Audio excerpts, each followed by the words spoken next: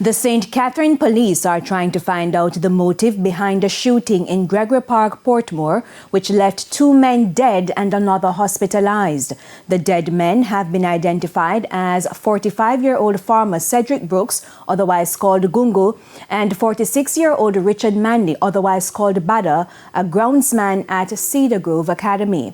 Reports are that the men were at a bar Saturday evening when they were approached by a man who opened fire at them.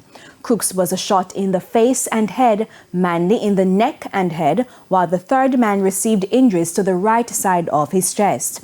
The men were rushed to hospital where Crooks and Manley were pronounced dead. A relative of Mr. Crooks says he was a good person and did not deserve to be murdered. They take my life from me.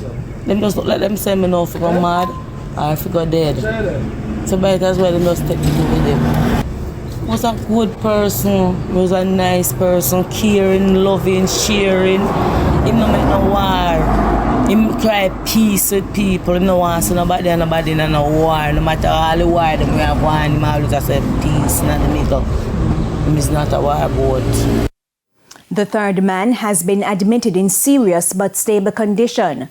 According to the police, 10 9mm spent casings were found at the scene.